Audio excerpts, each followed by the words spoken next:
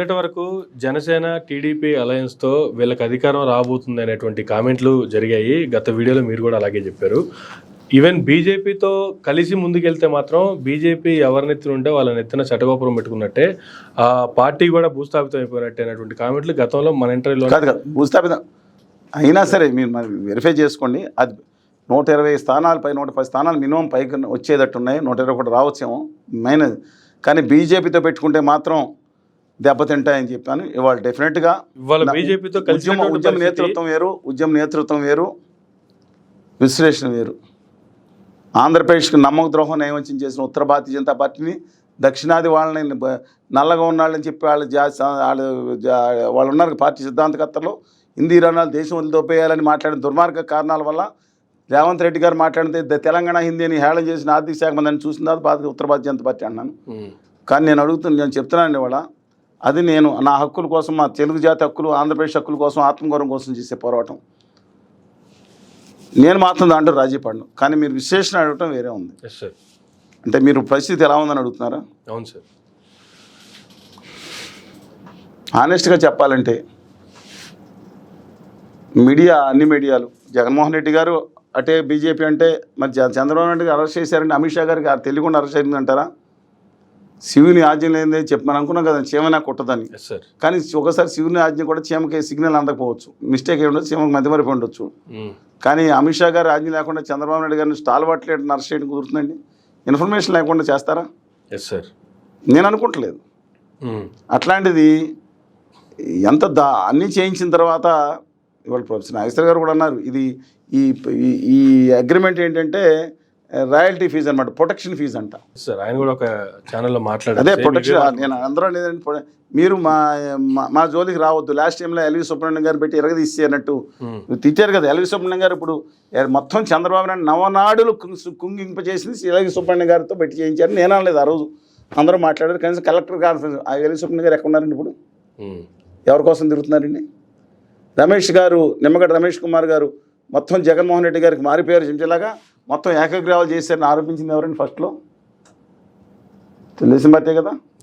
వాళ్ళు ఇప్పుడు ఎక్కడున్నారండి? అలాగే గౌరవనీయులు లక్ష్మణరెడ్డి గారు మద్య నిషేధ ప్రచార కమిటీ భారీ ఆఫీసులతో అన్నీ ఉండి మద్య నిషేధ ప్రచారం కంటే చంద్రబాబు నాయుడు గారు వ్యతిరేక ప్రచారం చేశారని చెప్పి అనేక మంది ఆరోపణలు వచ్చినాయి. ఆయన ఎక్కడున్నారు? వీళ్ళు ముగ్గురు ఇప్పుడు చంద్రబాబు నాయుడు గారి కోసం, ప్రజాస్వామ్యం కోసం చేస్తున్నారు. సంతోషం, అభిప్రాయం. నేనేం వాళ్ళకి they are having every Liberty.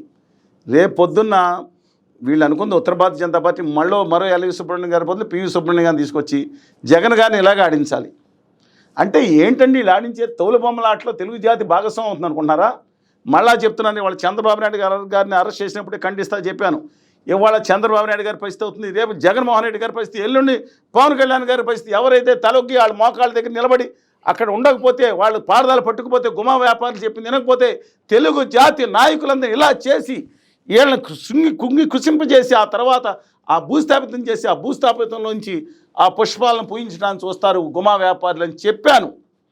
నేను ఈ మాట అన్న వీడియో 10 సంవత్సరాల తర్వాత చూడండి. మనం ఉండొచ్చు, ఉండకపోవచ్చు. ఖచ్చితంగా జరగబోయేది వాళ్ళకి కావాల్సింది వీళ్ళు కాదని అందరినీ తొక్కేసి పైకి రావటం. ఇవాళ ఆంధ్రప్రదేశ్ హక్కుల కోసం కాదు. ఎందుకు కలిశారు చెప్పండి? నాకు ఒకటి చెప్పండి. నాకు తెలిసిన లిమిటెడ్ సమాచారం, చంద్రబాబు నాయుడు గారు ఎందుకు కలిశారు? కూడా కేవలం గెలుస్తామన్న హోప్ లేకపోయినా నెక్స్ట్ జైలుకి కావచ్చు, లేదంటే కేసులు కావచ్చు, తప్పించుకోవడానికి బీజేపీతో కలిశారంటారా? లేదు, బీజేపీతో కలిస్తే 2014 సీన్ రిపీట్ అయ్యి మరలా 2024లో అధికారంలోకి వస్తామన్న హోప్తో కలిశారా? రెండింటికి కలిసి ఉండొచ్చు. రెండింటికి ఎట్లా? ఏదో ఒకటి లేదండి, కేసులు తప్పించుకుందామని. ఇప్పుడు జగన్మోహన్ రెడ్డి గారు కూడా అదే కదా, ఆయన కేసులు దాని మీద కదా ఇష్యూ.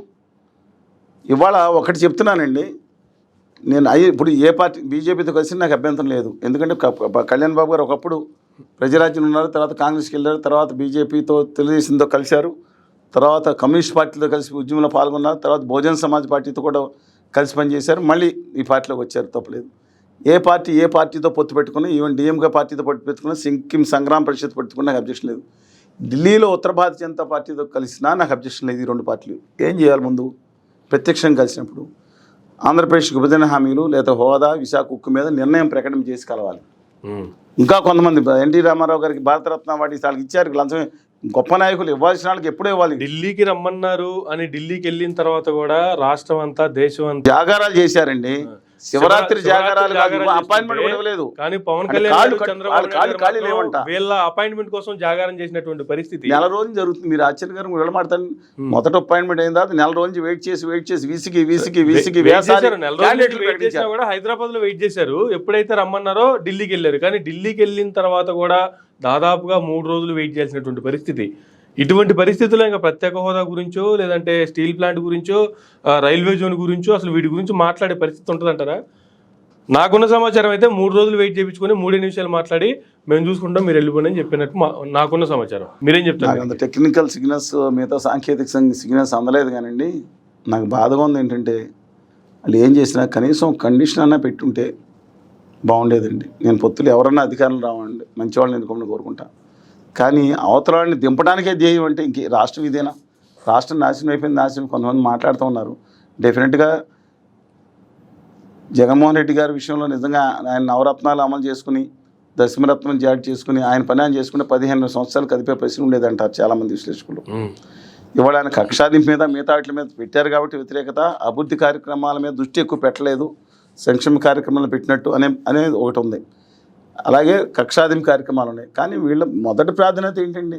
ఏమీ అభివృద్ధి జరగలేదు అనుకున్నప్పుడు, అభివృద్ధి కార్యక్రమాలు రాష్ట్రంలో అవ్వలేదు అనుకున్నప్పుడు అవే మేము కంటిన్యూ చేస్తాము, ఏది ఆపము. ఈవెన్ వాలంటరీ వ్యవస్థతో సహా వాలంటీర్లు మీరెవరూ భయపడొద్దు, మిమ్మల్ని మీరంతా ధైర్యంగా ఉండండి, మీకు ఇంకా మరింత స్వేచ్ఛ కావచ్చు లేదు మరింత భద్రత కావచ్చు ప్రభుత్వ పరంగా కల్పించే బాధ్యత మాది అని చంద్రబాబు నాయుడు గారు డైరెక్ట్గా కూడా చెప్తున్నారు కదా స్టేజ్ మీద. మీరు గత 2-3 సంవత్సరాల నుంచి 6 months బిఫోర్ తప్ప ఆంధ్రప్రదేశ్కి ఉచితంగా మొత్తం ఇచ్చేస్తాను నేను కూడా అండి. అందరికి ఉచిత పథకాలకు ఇవ్వడానికి వ్యతిరేకం, కానీ ఆ పనులకు ఇంకా అవసరమైతే ఇవ్వాలి, అవసరాన్ని తగ్గించాలి నేను కోరుకున్నాను. కానీ అసలు ఈ పథకాలతో వెనిజులా అయిపోయింది అన్నారు, మళ్ళీ శ్రీలంకను పట్టుకొచ్చారు. శ్రీలంక స్వాతంత్రం వచ్చింది, శ్రీలంక అయిపోయింది, ఆంధ్రప్రదేశ్ సర్వనాశనం అయిపోయింది, ఎవరు రారు. ఆంధ్రప్రదేశ్ ప్రభుత్వ ప్రతిష్టను తీశారు. జగన్మోహన్ రెడ్డి గారు శాశ్వతం అండి, వాళ్ళు ఉంటారు, రేపు వెళ్ళిపోతారు, ఇంకొకళ్ళు వస్తారు.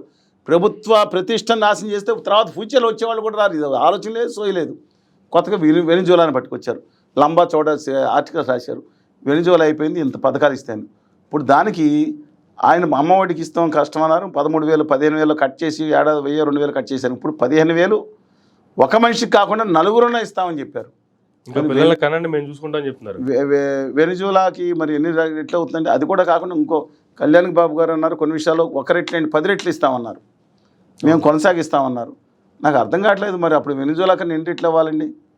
అంటే జగన్మోహన్ రెడ్డి గారు మీరు ఎందుకు చేస్తున్నారు ఇదంటే పాత ప్రభుత్వం చేసిన లోపాలను సవరించి మిగిల్చి మేము చేస్తామంటారు, అప్పులు అంటున్నారు. మళ్ళీ రేపొద్దున అదే అంటారు కదండి. ఈ పోటీలు ఎక్కడికి వెళ్ళిపోతుంది భావితరాలు? నేను పదే చెప్తున్నాను, నన్ను తిట్టుకుంటే తిట్టుకోనివ్వండి, ఎవరు బాధలేదు. సమైక్యాంధ్ర ఉద్యమంలోనే చాలా తిట్లు